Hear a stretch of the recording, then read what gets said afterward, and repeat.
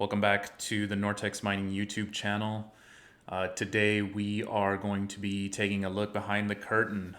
We're going to be taking a look at how much HNT I've mined over the past 6 months, partly as just kind of, documenting my journey.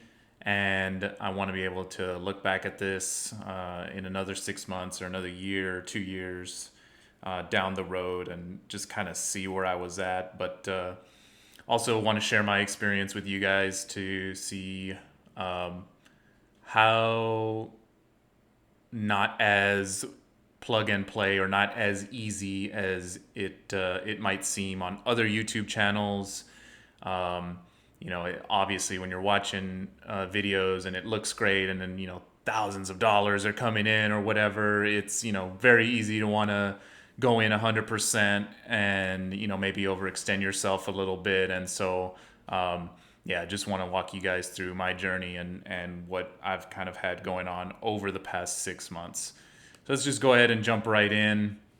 So I first heard about the project in March, late March, obviously, or maybe not obvious, but that's kind of when a lot of the YouTubers started coming out with videos, and I was kind of trying to get into mining in general. Obviously, crypto was on a major hot streak. So I went ahead, and I don't know why it took me 2 weeks, but it took me 2 weeks to kind of do some research on the network, the tokenomics, see where this was going. I placed 3 orders: one with Rack, one with one with CalChip for Rack miners, one with Parlay Labs for Nebra miners, and one directly with Syncrobit. Now, at the time, the wait time was projected to be sometime in the summer, June, July kind of delivery dates. I thought, man, this is going to be perfect. I'm going to beat the first halving and I'm going to start mining, and things are going to be great. I did my own projections. I was like, this is still going to be hundreds of dollars per month. This is going to be awesome, right? Everybody's looking for ways to either get involved with crypto or this term that gets thrown around a lot, passive income. I want more passive income.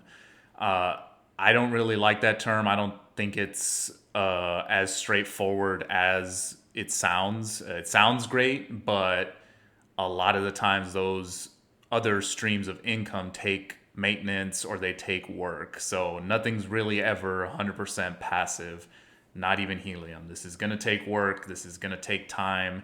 You're going to have to learn, do things, build things with your hands, and so on and so forth.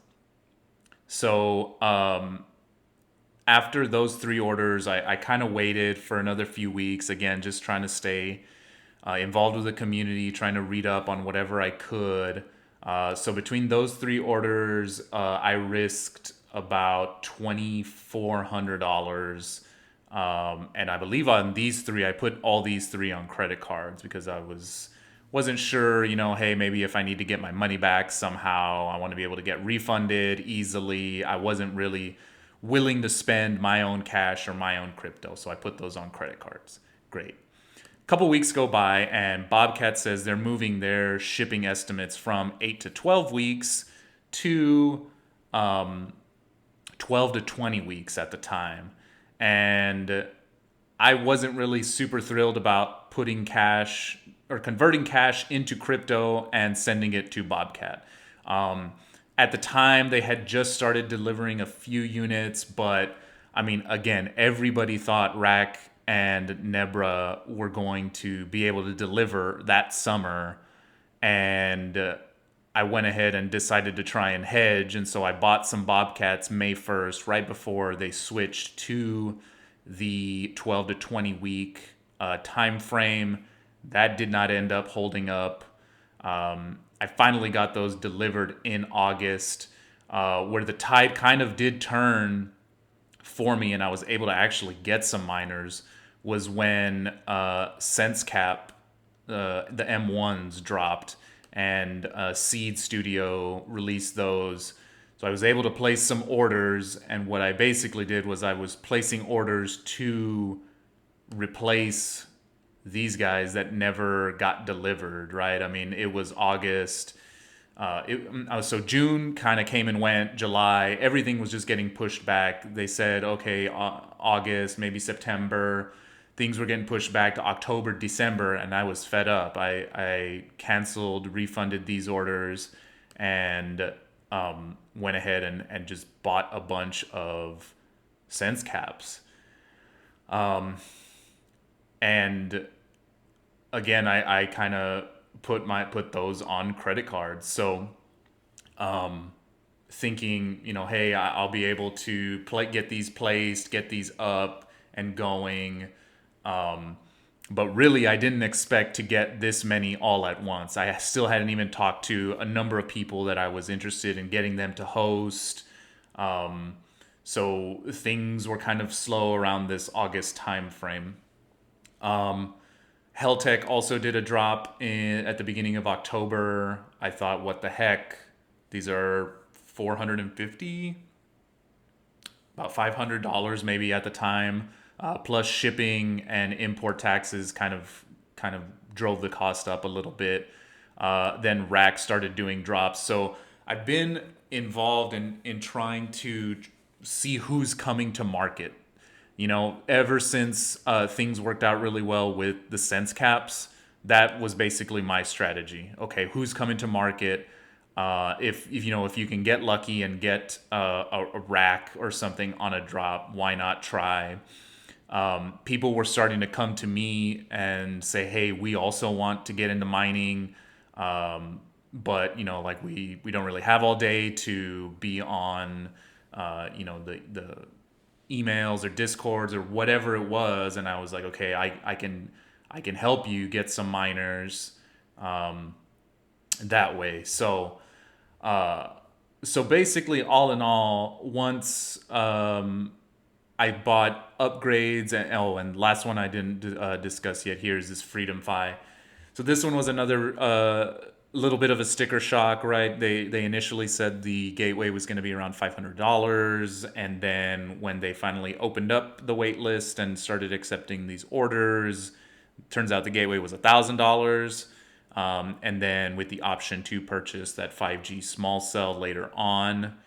And so that was also another. So the costs just kind of started to pile up and pile up.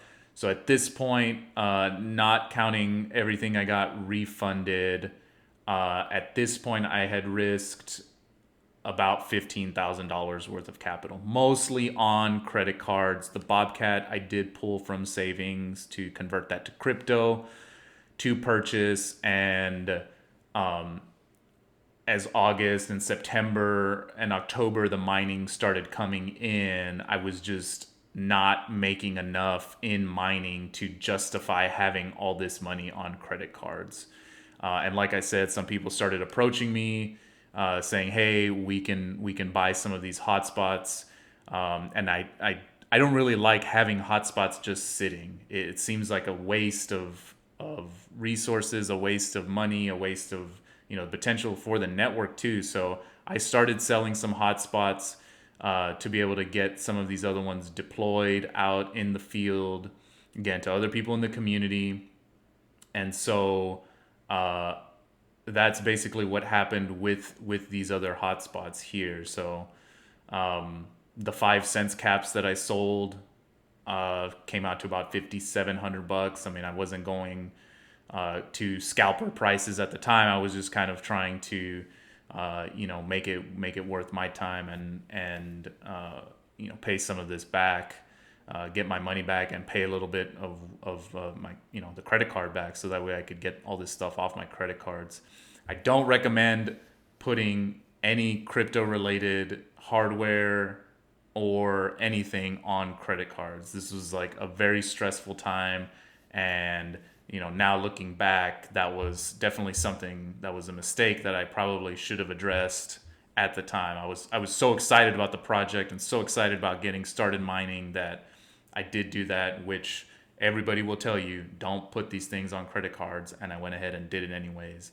And now I learned, and so you gotta keep moving forward, right? These numbers down here are the mining earnings that I've pulled out. I do still have HNT in the wallet, partly because I have hosts, and so I have profit sharing agreements with my hosts, and so this is kind of what I've been able to pull out. So from what I've pulled out and what I sold extra miners that were just sitting, and I didn't want miners to be sitting, I am still down $1,600. Now that's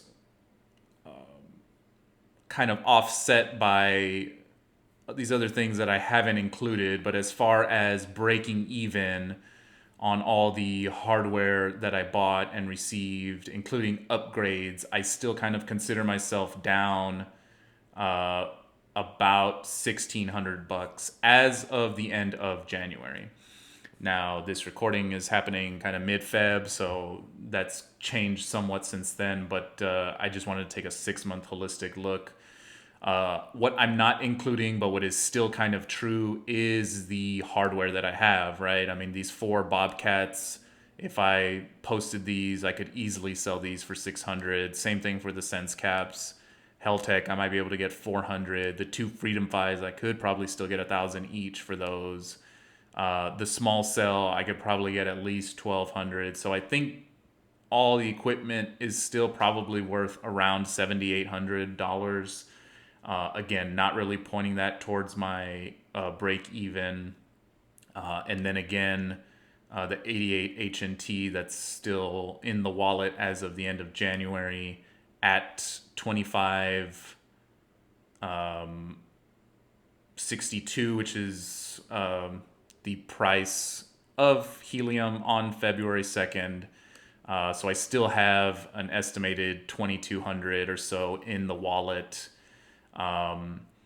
So in terms of mining, yes, the number of coins that I've cashed out, plus what I've sold, plus what I still have in here, is definitely more than the 15,000 that I've invested, right? But definitely don't want to include used hardware in the estimate, nor do I really have any plans on selling this helium uh, anytime soon.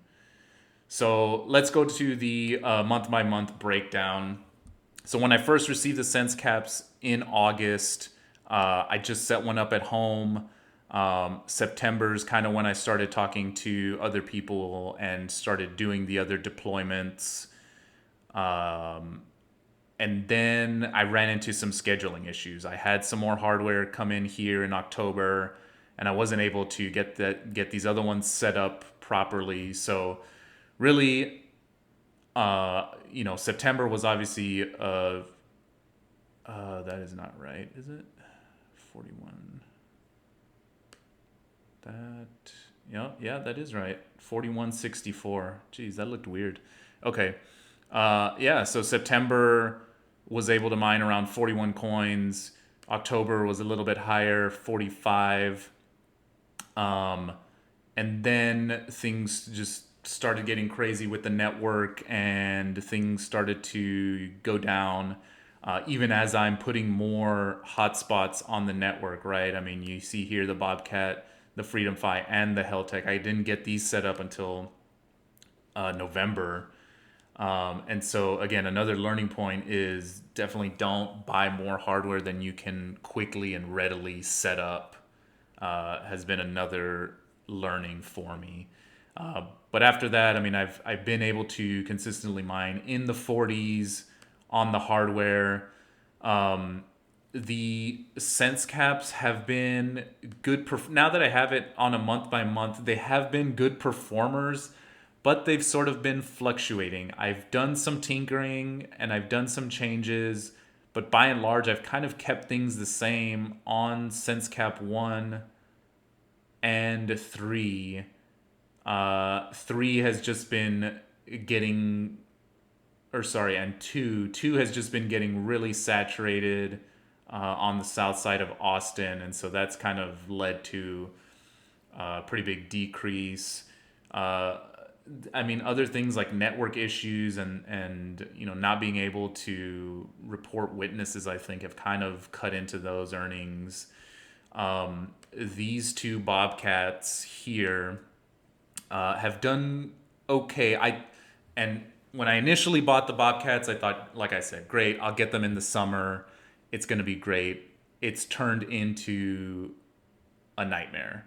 Over the fall of 2021, things just started getting very saturated, and people just keep adding to that same hex. And so it's just an unfortunate situation there. But I mean, this one has only mined 11.71 coins.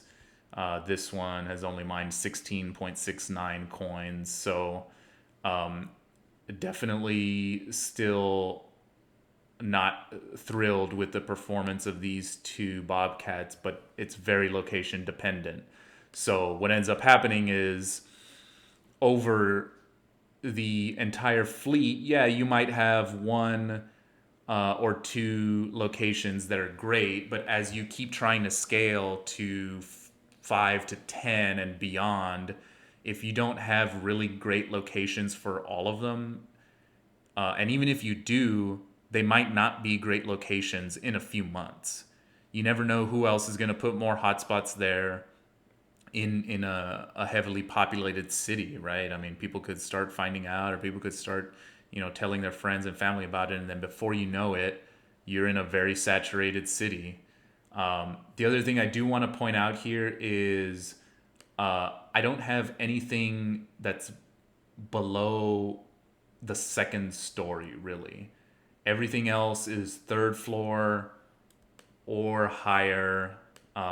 These two flagpole installs, I'm going to be doing a separate video on, but these two flagpole setups have been game changers. And these are both, oh, sorry. These two flagpole setups have been game changers. I think this is going to be the gold standard here for setups moving forward. You need to get them high and outside and unobstructed views of the surrounding areas. I think initially I thought, okay, let me just get these set up. They can start earning some coins. I can start paying this stuff back. But again, I think I scaled too fast, too soon. And what I, looking back, should have maybe done is optimized a couple of the setups with these flagpoles and just started with 2 or 3 and really tried to get the best setup possible initially, and then have those pay for more hotspots as I went along. So all in all, the number of coins mined has been around 224 through the end of January. You can kind of see here, about 244 minus what has already happened in February. That's right at about 224 here. So pretty decent return so far, but definitely not the gold rush that we saw in the spring and summer months of 2021. Sorry to say, the gold rush is far from over. The other YouTubers on here that are trying to, get you to buy miners or, whatever kind of codes they have, it's, you really got to take a look at how other people are doing and how they're doing it. Some other people might not show you what they mine. Some other people might just say, hey, this is what I've, been doing or whatever. But these are my numbers. This is real. Just wanted to share this experience with you guys and help you make a better informed decision as you go on. Obviously, none of this is financial advice. I wouldn't even tell friends or family to put crypto related things on credit cards, but I mean, hey, everybody's going to make their own decisions, so be careful, guys. And yeah, I will see you on the next one. Thanks for watching. If you liked the content, hit me with a subscribe.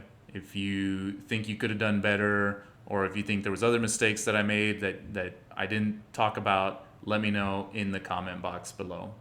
All right. Thanks, y'all. Take care.